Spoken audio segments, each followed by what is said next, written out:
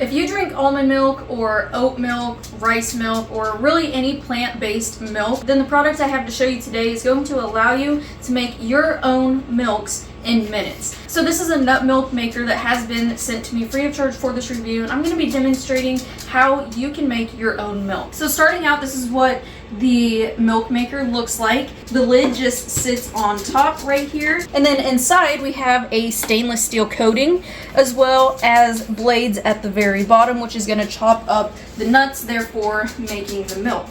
So they do also provide you with the power cable, and that's going to be plugged in right on the back, and then it's going to power on. So if you put the lid on and you see an E2, that means that there is an error with the lid.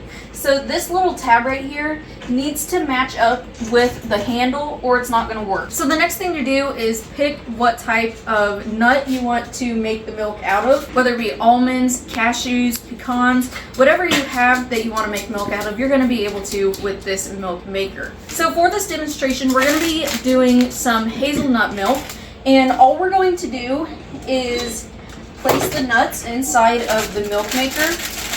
Really just eyeball how much you want to put in there.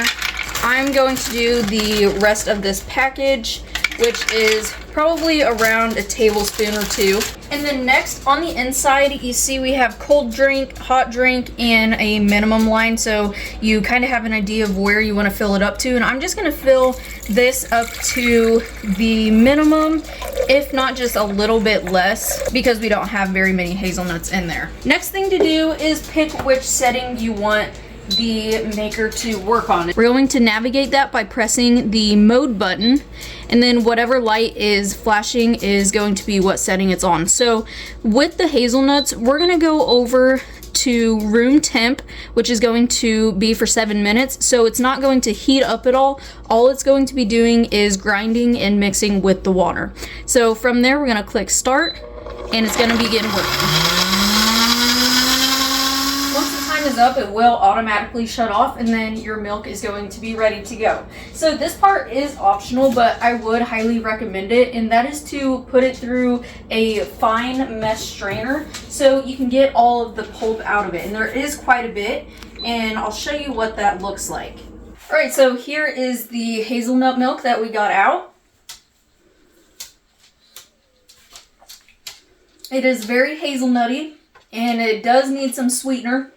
But that's just how simple it is to use this nut milk maker. And just to show you this about the strainer, this is why I prefer to strain it. Because if not, all of this would be in your milk. And personally, I don't think you would want that in there.